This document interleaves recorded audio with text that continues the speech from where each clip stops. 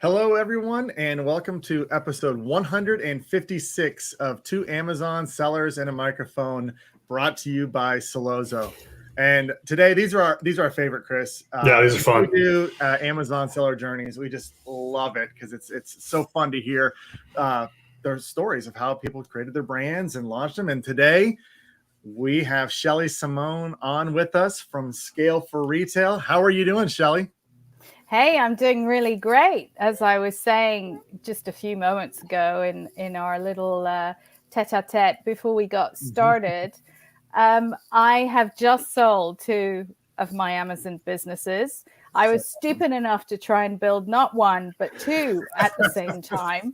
And then I was stupid enough to sell them within about 2 weeks of each other. So... Man, that sounds stressful. It was. So I'm actually laughing now, which I haven't done for about 5 years. No, I'm joking, obviously. But I am feeling a lot more relaxed and relieved and just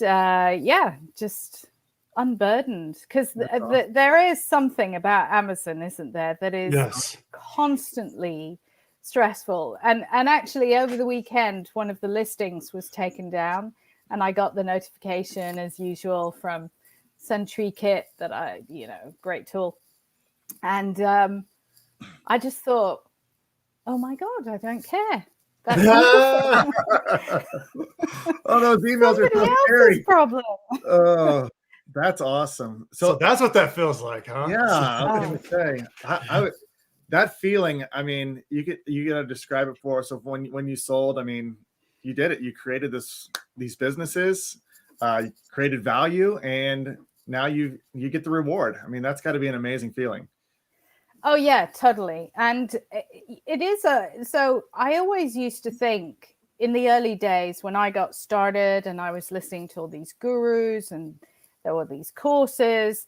I was thinking you guys are trying to sell this live your life at the beach story together with trying to grow a business. And I always thought to myself, you got to be kidding me. I mean, what the fuck? That's not the way you build a business. Let's be honest. It's a pretty hard slog, but it also is very rewarding when you get to a point in the journey where you're able to monetize that really fully.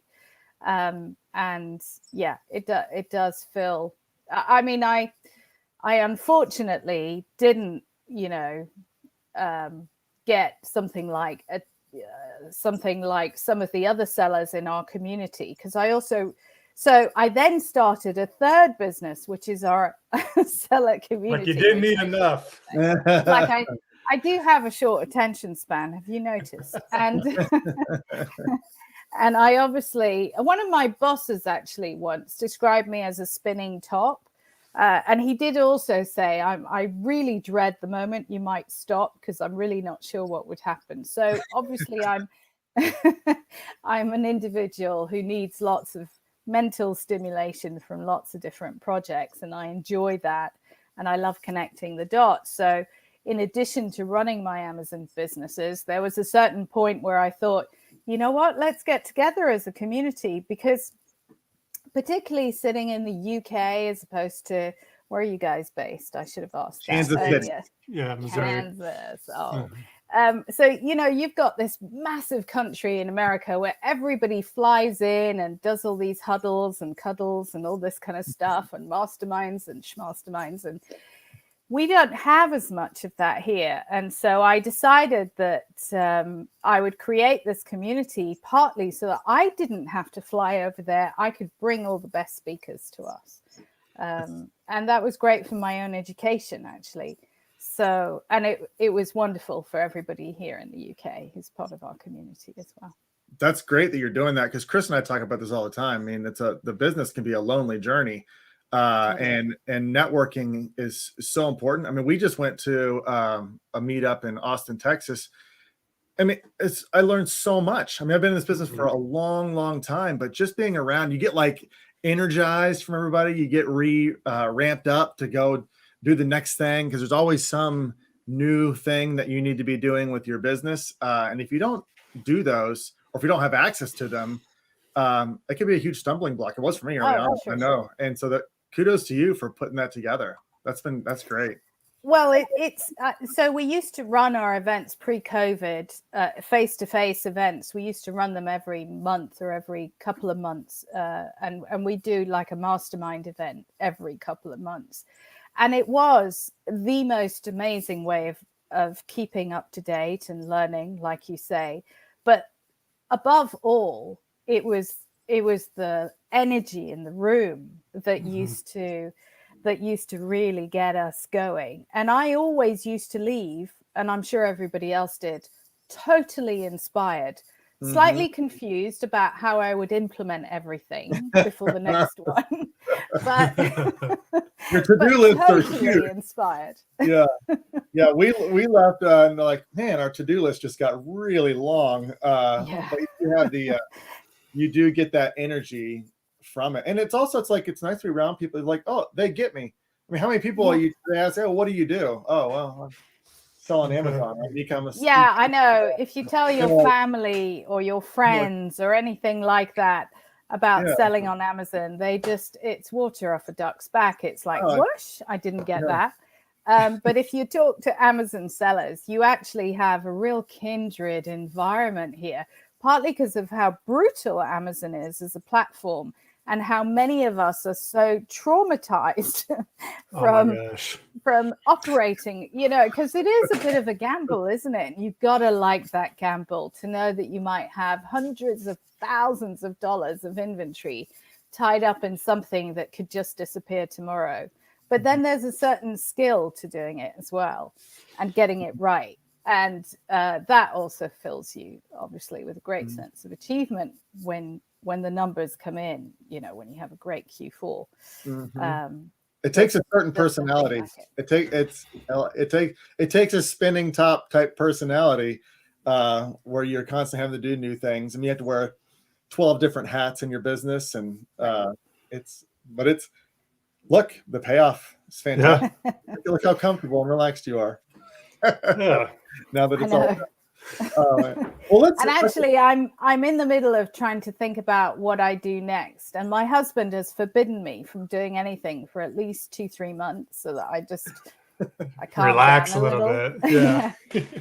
It's hard to do that. There's always something you gotta do. I mean, I know we're the same way, but let's go through your journey. Let's hear the story of how this all came together, and let's start at the beginning.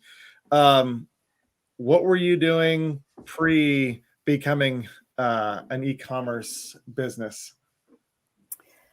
So I was a really good corporate citizen for many, many years, and I climbed that little corporate ladder like a good little rat on the rat run.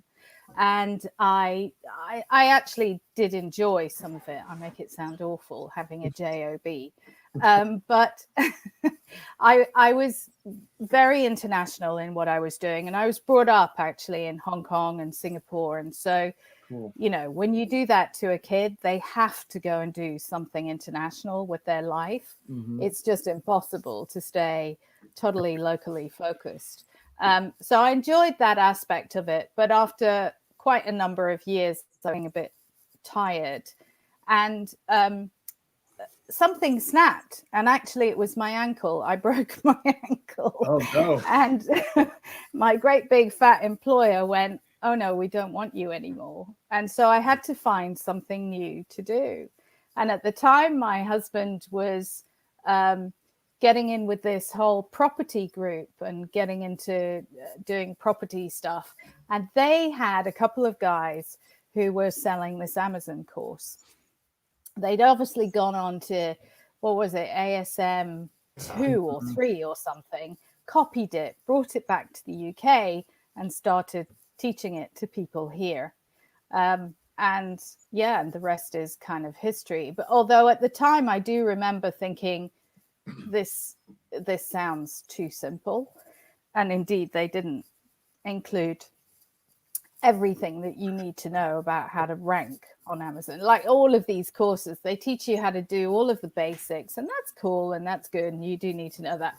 But they don't teach you the thing you really need to know. which is how to rank.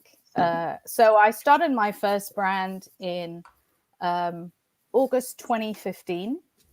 And we went into supplements, which is a big mistake, because I did not realize what a great big piranha tank supplements were. And but I was really into like doing something good and natural and, you know, helping people.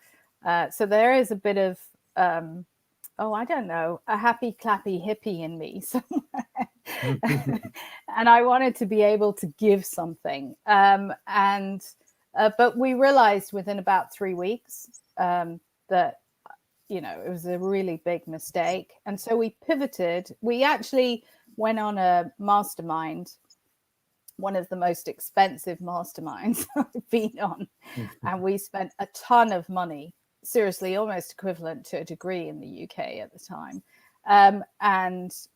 We went off to this mastermind in China with some really big sellers, and quickly learned all of the most important things that you do need to know about Amazon and about ranking. And at the time, it was a lot about giveaway strategies, obviously, you know, doing some black hat stuff to deal with the issues of selling on Amazon. But we learned it all. And we came back from China and completely repivoted the business over to a beauty gift brand, and launched a new product at around the end of October, within 3 weeks of going to that mastermind. And the rest is genuinely history with that particular brand.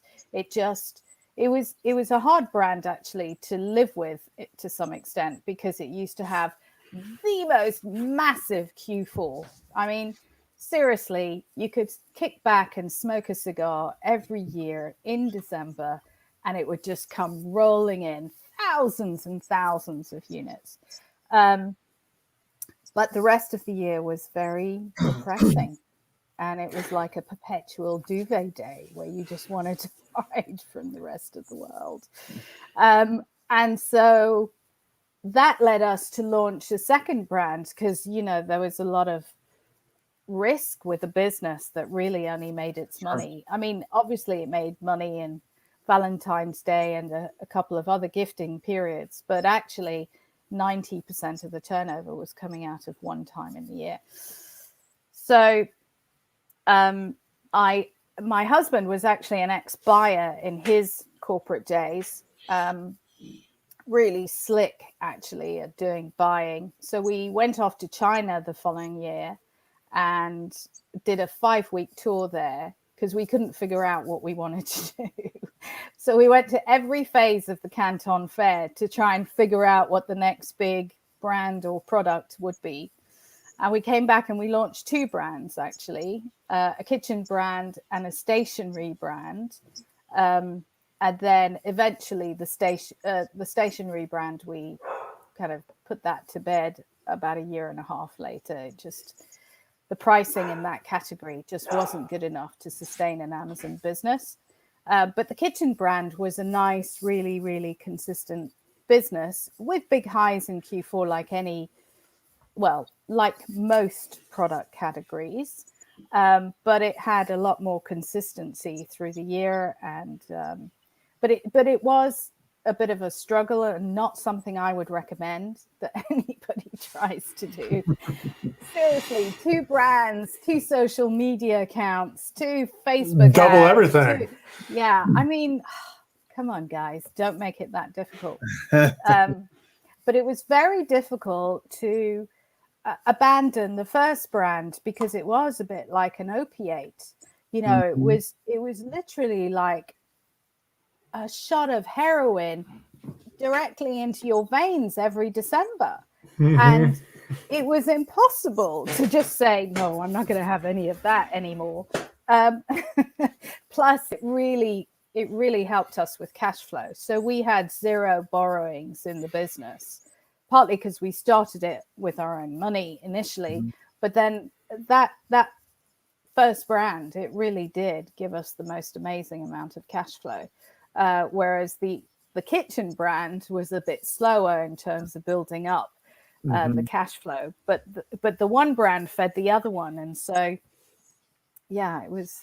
I'll shut up now. You asked. No, that's good. And some things that we might gloss over is you started out in supplements, and you said in August, and then you cut it like in October. So the time frame there, like 60 days, you got rid of it. So well, no, we didn't get rid of it, but what we did was we decided we weren't going to invest in it any further. So we ran it actually for about another year as a cash cow. Got it. And it was a very good cash cow because it's a very margin rich business to get into. Sure. The problem is all the black hat tactics. And if you do a lot of the black hat tactics, you eventually just spew your margin down the drain. But if you run it as a cash cow, the way we decided to do it, which is not do so much of the marketing activity. I put it in quotes because it's black hat and it isn't really marketing at all. But you know what I mean? Not do as much of that.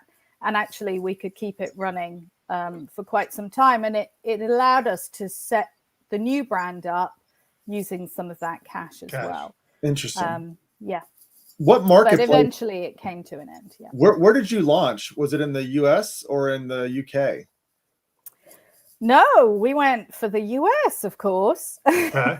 And actually, it's ironic because I do remember, I guess about 18 months, maybe a couple of years down the road, Amazon put this little notice up in Seller Central to say, hey, we're going to run an event for women entrepreneurs, and sign up here. It's free. And of course, I signed up, and I got my free ticket, and I was the only person from the UK who attended this event in Seattle. They rolled out the whole of the senior management team to talk to us about what they were doing to invest in sellers and in the marketplace, and what their strategy was going to be, and why Amazon's business was so important. And I don't know why I decided to go to this, but I blended it with doing supplier visits, and because I had for the gift brand, I had a source of supply in America that was serving that market, and then I had a source of supply later on in the UK. So I was producing domestically for those kind of products. And so it's important to go and visit my suppliers anyway. So I went to this Amazon event, which was pretty amazing. And then they had all these people from like Seller Performance and various other business departments just sit there and talk to you like a private conversation with these guys, which is amazing. And I bumped into a guy from the Amazon global selling team, which at the time I think was about 3 guys. And I bumped into one of the better ones, I think. And he helped me launch my business in the UK because I hadn't launched it in the UK at that point. So yeah, go big, go America first. When you did launch in the UK, was it successful quick because of all the, I mean, you get all the reviews transfer over and everything else for those products? So actually for the gift brand, it wasn't a massive market, nothing compared to the American market ever, which is ironic because it was a product originally invented in the UK. But for the other brand, for the kitchen brand, because then I also got help to launch that particular brand because I did the same thing. I went to America first, and then they helped me launch in the UK, and I got some free help from the Amazon global selling team, which was good. That brand ended up having a much more well-distributed turnover, so that effectively about 50% of the turnover was the US and 50% was Europe. And in fact, when Brexit occurred, which is a story I'll go into later, that really panicked me because quite a substantial amount of my turnover was coming out of Germany and not just these. So it was almost a 50-50 split between the UK and Germany. And I really needed to secure that in order to sell the business for the right price. I love hearing these stories. I mean, there's so many questions and that I have. I mean, number one, one thing that sticks out to me is your willingness to just go places, go meet, like going, like, I mean, the huge majority, I would imagine, of e-commerce sellers have never like flown to China to meet their supplier, or, Yeah. go to the Canton Fair and do, I mean, how important do you think that stuff has been to, I mean, do you feel like going to the Canton Fair allowed you to create or pick products that you never would have before, or found the niche ahead of time, or how important is that in-person meeting with people? Absolutely 100% critical to my success. So we never ever sourced anything on Alibaba. We did try, but actually it was such an unrewarding way of doing business that we pretty much failed at it. So and the story around the kitchen brand is really interesting. So one of the reasons I achieved a great price on it was because we found our supplier, one of the suppliers, at the Canton Fair. He wasn't in the main area in the big booths, with all the flashy girls and all this kind of stuff. He was sitting in one of the cheap seats, if you like, at the end of hall F or whatever it is.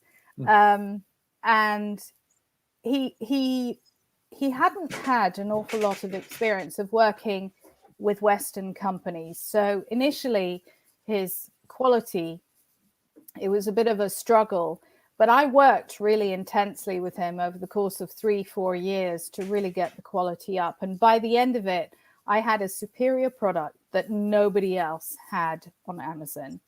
I completely and utterly dominated the niche because of the way I did the product. So I did it as a set, which nobody else seemed to do. They later tried to copy me, but their quality was inferior.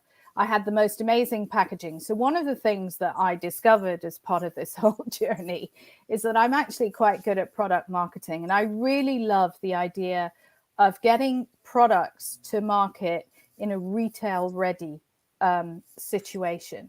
So, and I could use that to therefore enhance my brand visibility. So on our listings, we showed our packaging always. And one of them had a brand kind of mascot, if you like. And so that made it really different to the way that anybody else looked, because it showed us to be, if you like, almost like a retailer who had come to the Amazon market. And it made us look better and just more swish, I suppose, and more ready and more professional. And then when the customer got it, that's what they got. They got, a package, they got the website, they got some messaging on it. They got a leaflet that drove them into a chat bot, which allowed me to maintain a relationship with them. Not that I did that to the best of my abilities, let me just say that. But I had all of these things set up so that when the time came to sell the brand, actually the buyer of my kitchen brand at one point thought that they could find a better supplier, because they did a bit of a factory audit, and this factory didn't come out with the best possible audit, but they could not find a competitor who could compete with the quality of the product that I put together with this guy in his shitty little factory. And and I'd effectively trained him to be able to produce, 50,000-60,000 units a year. So it wasn't as if he couldn't come up there and learn, but it didn't look like a factory would maybe in America or the UK or any other European country. But it was good, and it was amazing. And we wouldn't have done that if we hadn't gone to the Canton Fair and met these people. Just like I wouldn't have got the best. So for the other brand, for the beauty gift brand, I didn't just put the product into packaging that I created. I determined the recipe because obviously I'm a bit weird that way. So I went into detail as to what should be in there, and I made sure the ingredients were wholesome, because this was all about being a natural and organic brand. And I had to work with my domestic supplier in the US to be able to create that.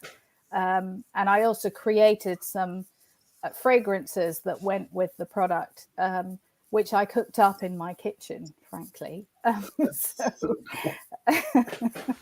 So it was great fun. I enjoyed all of those aspects of it. What are some things that you did as far as like marketing the product that you either teach others or you always are really positive about? Like, what are some things that, because there's a lot of different ways you can market product, like the leaflet with the mini chat. I'm familiar with that. Dustin's familiar with that. But what are some things that you did looking back that helped you get to a sellable business, like with marketing your product? Yeah, that's a really great question. And this is where it all falls down. So I have to admit that I am not the best marketeer, not the best digital marketeer, not the best Facebook marketeer. It was all around the product. It was all around the product packaging. It was all around the branding. And that's because I came at it with zero experience in this area. And if I hadn't attended those webinars and sessions and masterminds that I put on in the UK with all these amazing speakers, I'd have been even worse at this. So it was a bit like taking a child and teaching them how to do e-commerce marketing. And I eventually got there with a few things. But if I'm totally frank, that was my biggest weakness.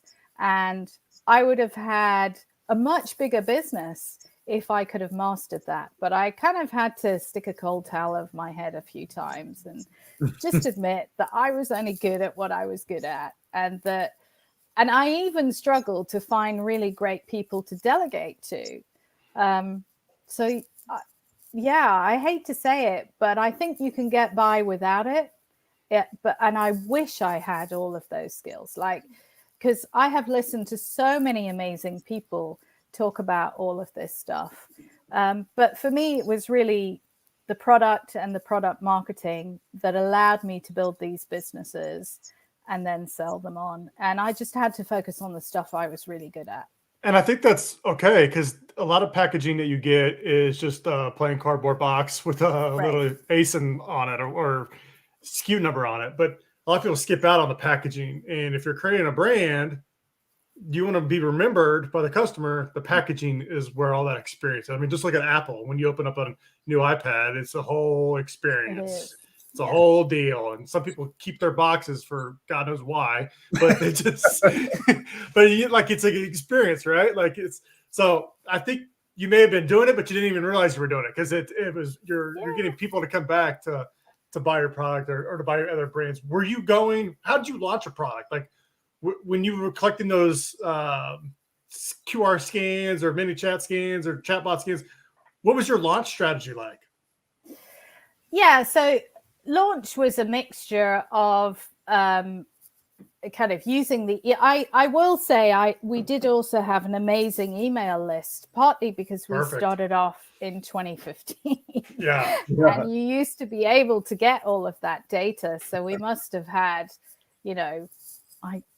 I think well over 10,000, people in the email list. So it was a mixture of reaching out through social media and through the email list, but also pumping up PPC and doing rebates, which you're not allowed to talk about these days. Apparently not, right? But in a very safe way, I might add. So one of the things that's obvious about the Amazon platform and that comes out in every mastermind that you ever go on is the point that it's about a mixture of things. So if Amazon can see that you're driving sales, maybe some of it not through the best customers that they've got, but you're also driving sales through external traffic or external means somehow, and you're bringing other customers to the platform, then actually that whole thing really does allow you to take off. But with the gift brand, I was very lucky because essentially what I was launching, they weren't really variations, but I was launching a slightly different version of an existing product. So one of the other things I could easily do is launch them initially as variations. And then a few months later, once they got the traction, and I would always launch for that particular brand, I would always launch in September, October. It would always have a, massive Christmas. And then around February time, after Valentine's Day, I would separate out my listings, which allowed me to kind of dominate the page with more than one of my products. So that was the strategy really with that brand. And that was the only sensible way to try and do things. I love that strategy as far as like piggybacking off of a current listing to run a variation, because obviously the reviews stick around and gives a little bit more validation. But then there is a point where you split it off and then you just take over more real estate for the search terms that customers are searching for. Dustin and I were at that event in Austin, and one of the sellers there was having a problem not getting enough traction to both of her variations. And the suggestion was just put them together. Put them together, run traffic to only the one variation, let the other one just feed off of the traffic. And then when it starts to get reviews and you start to see velocity go up and sessions go up, just split it back off again. You just got to kind of test it. You got to figure out what the market's telling you.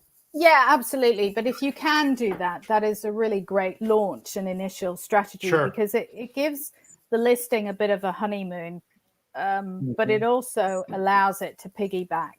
And we both know, or we all know, that there's a certain honeymoon period where a listing just gets traction because it's new, but it doesn't last more than, in my opinion, it doesn't last more than a couple of weeks, actually.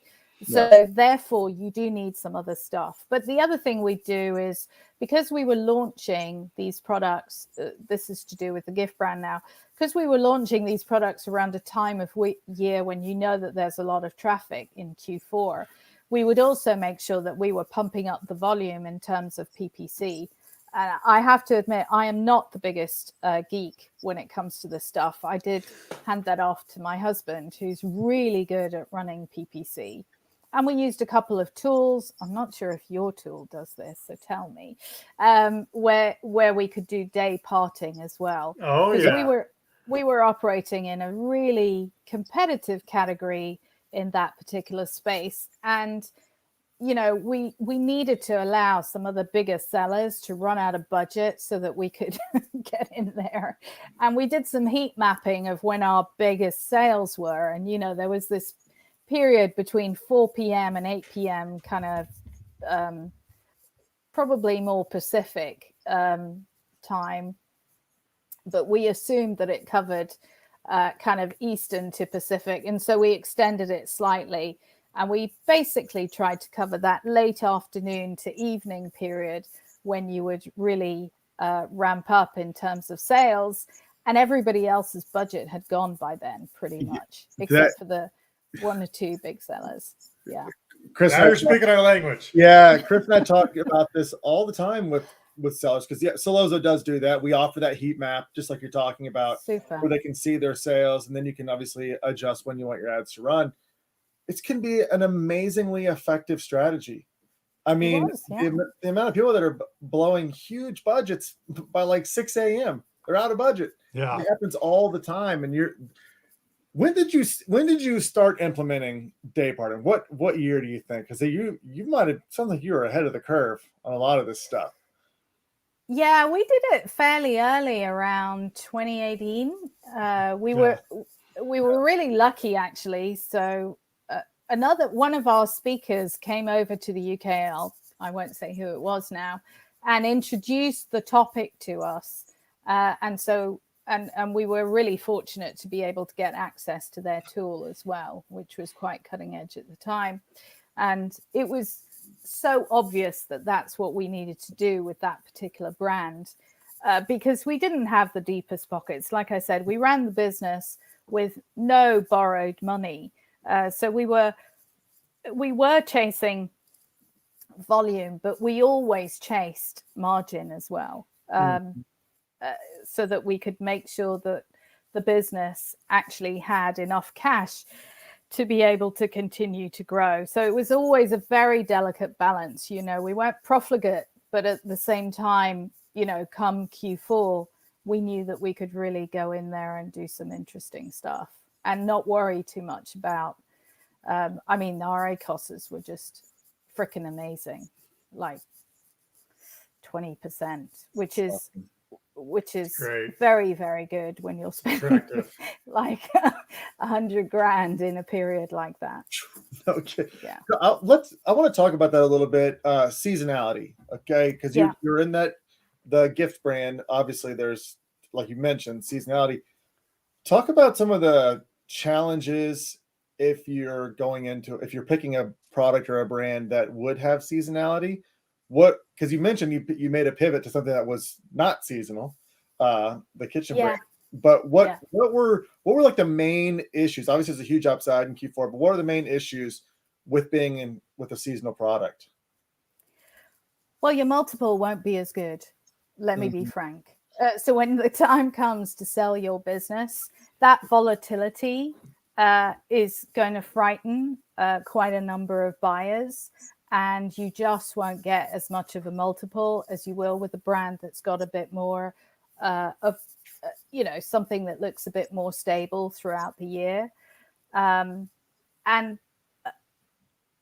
you've got to find a buyer that understands how to manage that level of volatility, but also appreciates the cash that you get out of that business, because that is what is amazing about having a very seasonal business. It's harder to present it as a business that has stability, but it is easier to say, look, if you get your margins more or less right, you actually generate a whole load more cash out of a business like that, because the high is so extremely high.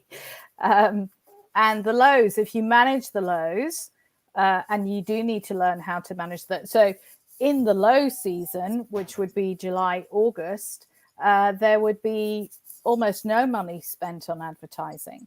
And we would be chasing profit and margin, and managing the business really tightly and being very, very careful about what we were spending. But at Q4, it would be a completely different kettle of fish. So it's almost living like a schizophrenic, where you have one reality for that time of year or that season, and a completely different reality for the rest of the year. And it did take us about a year to adjust, but once we did, we understood kind of what the flow was and we got used to it. But it does mean that it gives you all that time through the rest of the year to prepare for your product launches in Q4 and to see them really run and grow very, very fast. And then that kind of takes you through the rest of the year. And there were eventually some products that we managed to launch into that brand that did have a bit more stability, but nothing could compete with the high of December. Nothing. It was just amazing. What about inventory forecasting? I mean, seems like that would be challenging. Yeah. I mean, too much would be bad. And so especially now. Yeah, especially now. Like, when would you make your order now? I mean, you have to make it beginning of the year to make sure time. So I was producing these products, like I said, domestically, locally. Okay. So what would happen is that I would start to build up the inventory for them in about August. And my supplier and I would work to a forecast where I wasn't necessarily delivering it until October, November, and most of it in October and November and not December. And so we worked to a weekly forecast that became really clear after about the first year. And then you just apply a multiplier to say, I'm going to grow this much next year, which was a bit finger in the air. But, you know, if you keep it to pretty sensible levels, 30, 40%, you can definitely achieve those, particularly once you know what you're doing. So it was a very easy supply chain because it was produced in America and then it went out to Amazon's fulfillment center. And the only thing I needed to make sure was that Amazon didn't, go on a. So 2020 was really difficult with the restock limits. Mhm. And I don't know if you noticed, but for many sellers, they opened up the restock window between, I think it must have been about the 20th to the 25th of November. And we were really struggling to actually deliver all the inventory that we needed for, Christmas. And then suddenly they opened it up, but they only opened it up for 4 days. And I was so lucky I got in there because if I hadn't, I would have missed it, because they then shut it back down. And so it is one of those time. It's a business where you actually need to manage it daily. You need to manage your PPC daily when you're in that mode. You need to make sure your inventory is coming in. You actually need to not send it in using LTL too much, because what you find is that Amazon won't unload it. So it is a little bit more to send it in, because you've got to send it in slightly frequent but smaller shipments. So you bombard them in a different kind of way, particularly these days, because of the way that they operate. That was a big thing that we were talking about at our conference, was the different ways you ship it in. I mean, like the LTLs, they're not checking them in. It's taking forever. Yeah. Which is fascinating. Yeah. Well, you can't rely on them.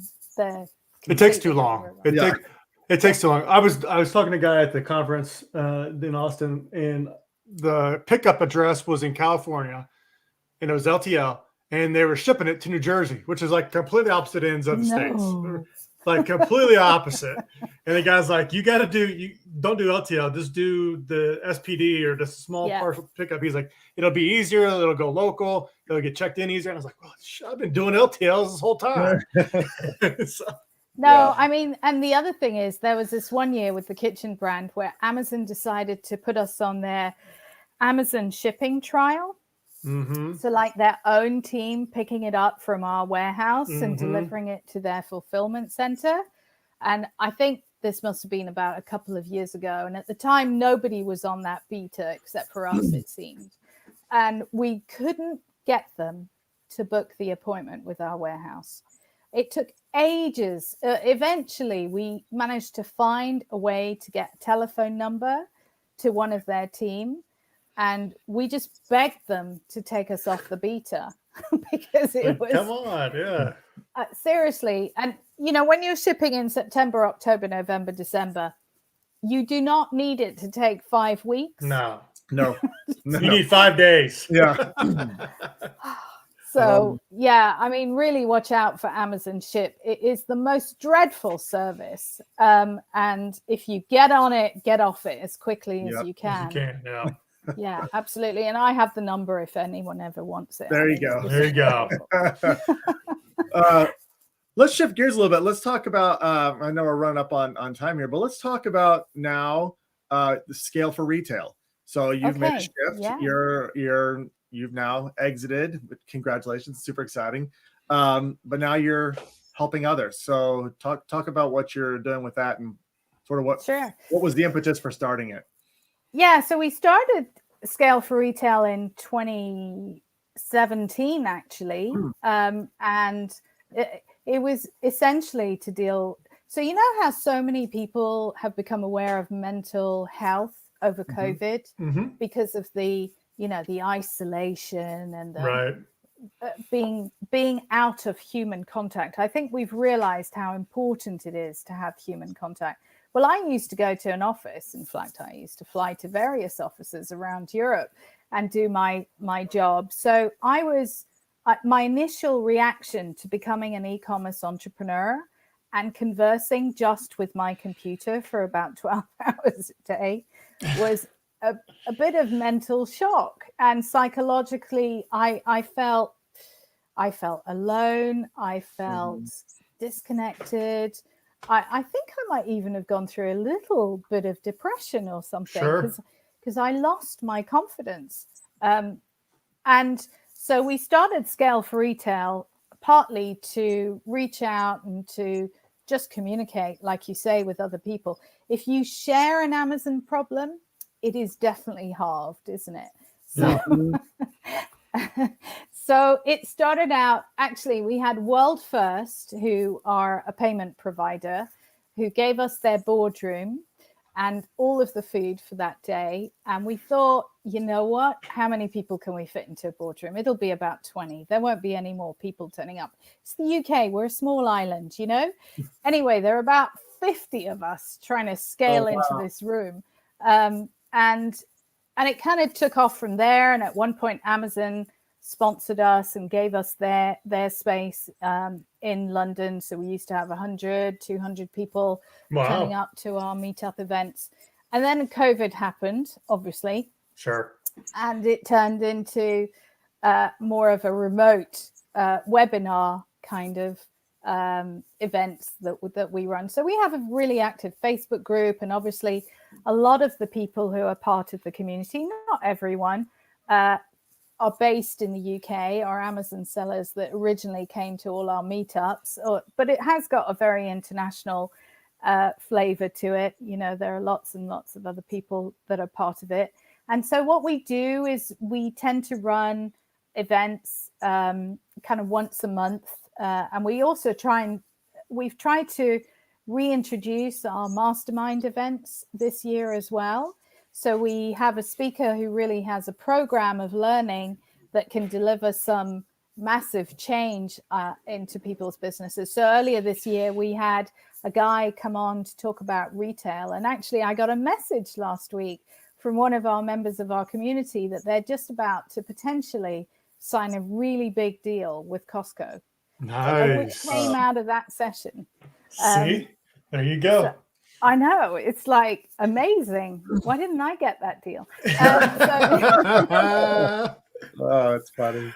Yeah. So, you know, I think it's important when you look at businesses like Facebook, like Google, like Amazon, they are big monsters, aren't they? Mm-hmm. And they can spew you out and chuck you out and spit you out or whatever in an instant. And so if we don't stick together and we don't collaborate and we don't share, then all of us are going to lose out. The only way to go is to be a tribe. That's my fundamental belief. I like that. Yeah, I like that a lot. Well, for anybody listening and they would like to be a part of your tribe, how do they get in touch with you? Oh, just head on to Facebook, of course. Where else? And have a look at Scale for Retail. I think it's called Scale for Retail. This is one of my business partners, I should say. Amazon Meetup Group or something like that. Or just scaleforretail.com. You'll get to us that way. And yeah, we'd love to have you guys join. We also have a lot of free events. So yeah, it's fun. It's cool. And we're going to start doing our face-to-face meetup events. So if you guys want to come to London, need a break from Kansas, come on over. London sounds like fun, Chris. Mm-hmm. I think we'll have to do that in the travel budget. Yeah, that's right. Oh no, don't worry about that. We'll sort it out. We get sponsors to help us. There you go. Nice. Yeah. Oh man, we'd love to come meet you in person for sure and do that. But Shelley, this has been so much fun. It's just great to hear your story.